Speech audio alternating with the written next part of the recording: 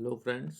जो आजकल हम एक वीडियोस की सीरीज ला रहे हैं जिसे कि बीटेक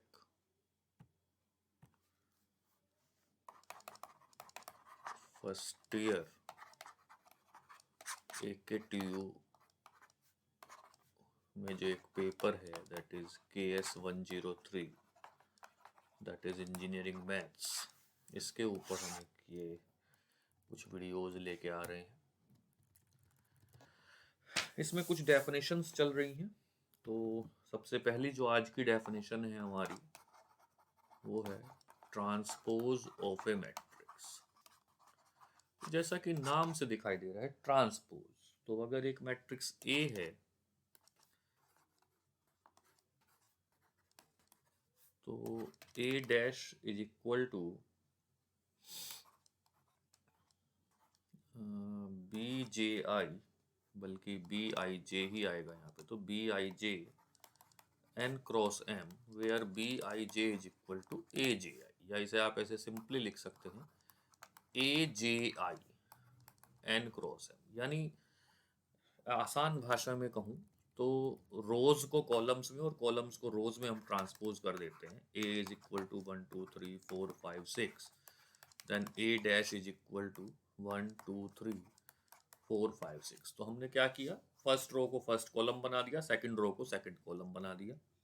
तो जो ऑर्डर है वो पलट गया और जो एलिमेंट का ऑर्डर है वो भी पलट गया। जो यहाँ A11 है तो जो AI है उसको तो फर्क नहीं पड़ेगा, लेकिन जो A12 है वो यहाँ पर, तो यहाँ पर A12 है वो यहाँ पर A21 हो गया, जो यहाँ पर A13 है वो वहाँ पर A31 हो गया।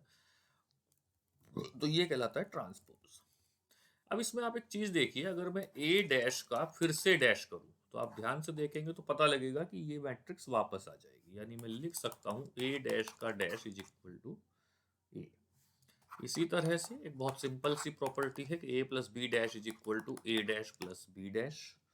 और एक बड़ी इंटरेस्टिंग प्रॉपर्टी है और जो याद भी रहती है, रिवर्सल रूल के नाम से हम इसे याद रखते हैं, A B dash is equal to B dash A dash. यानी A into B, A into B अगर पॉसिबल है तो फिर हम उसका जब प्रोडक्ट का ट्रांसपोज निकालते हैं तो वो B dash into A dash आएगा।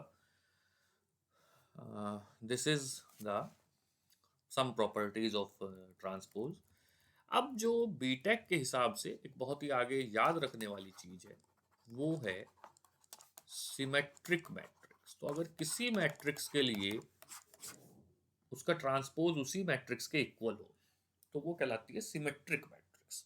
Obviously this can be possible only in square matrix, क्योंकि जैसे ही मैट्रिक्स रेक्टेंगल होगी तो वो ट्रांसपोज कभी इक्वल नहीं हो सकता। मेरे ख्याल से इतनी बात बहुत सिंपली आप समझ सकते हैं।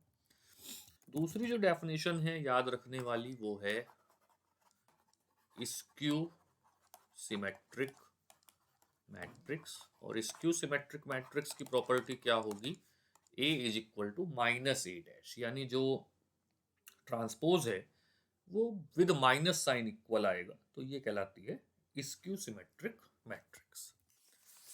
कुछ प्रॉपर्टीज सब जगह दी जाती हैं। ऐसे ही एक अगली मैट्रिक्स जो है वो है ऑर्थोगोनल मैट्रिक्स। ऑर्थोगोनल मैट्रिक्स की प्रॉपर्टी क्या है कि अगर ए को ए से मल्टीप्लाई किया जाए तो जो मैट्रिक्स है वो आई के इक्वल हो, तो ये कहलाती है ऑर्थोगोनल मैट्रिक्स। तो अब देखिए, 12th या 10+2 पे ये सब चीज़ें पढ़ते हैं, बीएससी में सब चीज़ें पढ़ते हैं, बीटेक में पढ़ रहे हैं, लेकिन हमारी एक अप्रोच है कि हम बहुत तेज़ी से इसे निकालने की कोशिश कर रहे हैं। निलपोटेंट मैट्रिक्स,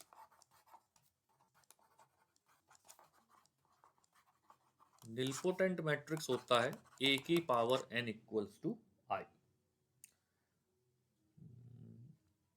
ए की power sorry A square is equal to 0। ये थोड़ा सा निलपोटेंट और इन्वोल्यूटरी या इसमें थोड़ा सा एक डिफरेंस आ रहा है।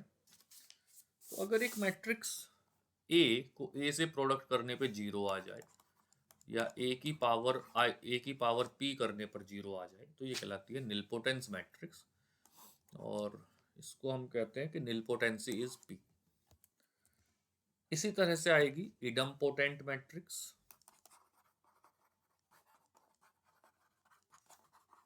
इडम्पोटेंट मैट्रिक्स क्या होती है? ए स्क्वायर इज इक्वल टू ए, यानी ए को ए से मल्टीप्लाई करने पर ए आए, और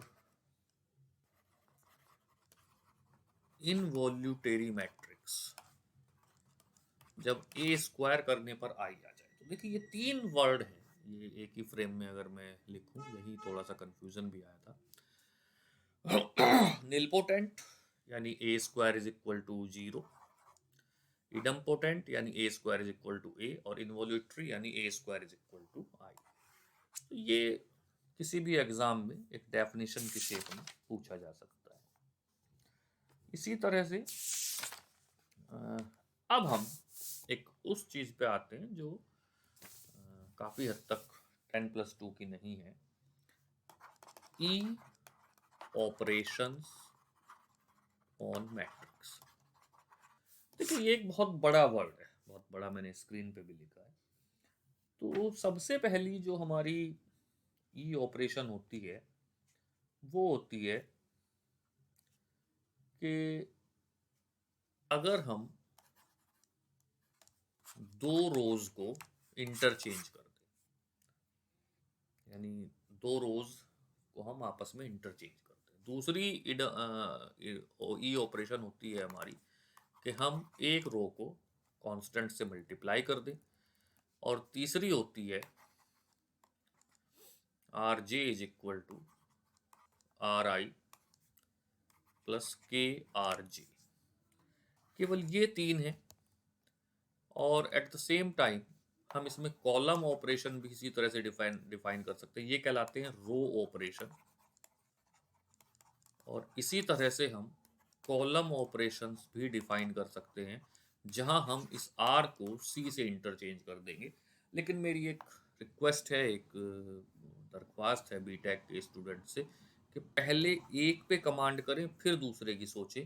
तो मेरा एक रहता है कि मैं बिगेनिंग में सिर्फ रो ऑपरेशंस की बात करता हूँ, सिर्फ रो ऑपरेशन से चीज़ें सिखाता हूँ या चलती।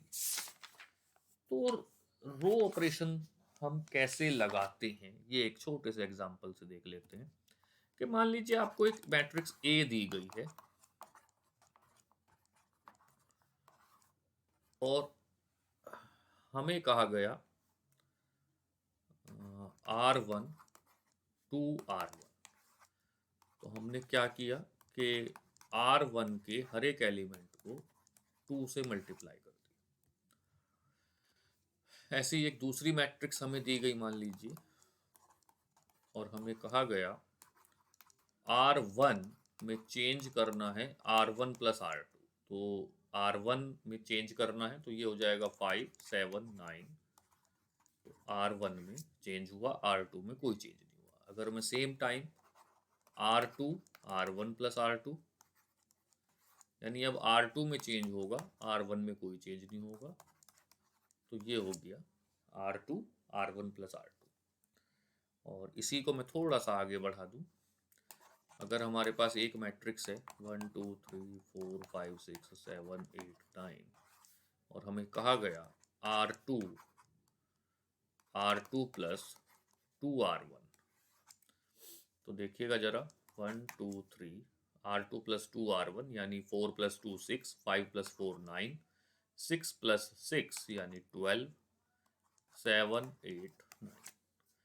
तो ये ध्यान दीजिए, ये मैट रो है तो यानी इसमें चेंज आना है। क्या चेंज आना है वो हमने यहाँ डिफाइन किया है, ये कहलाता है रो ऑपरेशन। छोटे छोटे वीडियो बना रहा हूँ मैं ये, जिससे कि वन शॉट आप देख सकें। अब ये पिछले 3 दिनों में मैंने 10-10 मिनट के 3 ही वीडियो बनाए हैं।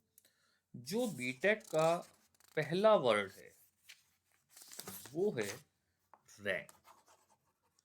मैथमेटिकल बीटेक में क्या होता है ये हम कल डिस्कस करेंगे। मैं एक बहुत सिंपल सी बात कहा करता हूँ कि रैंक जस्ट नाम से भी दिखाई दे रहा है कि हम किस तरह से कैरेक्टरिस्टिक किसी मैट्रिक्स की निकाल सके। उसमें कितनी यूजफुल प्रोडक्टिव रोज या कॉलम्स हैं ये हम देखते हैं, निकालते हैं। तो एक बहुत ही इम्पॉर्टेंट टॉपिक है रैंक, जो हम अपने अगले वीडियो में लेके आएंगे। तब तक के लिए थैंक यू वेरी मच।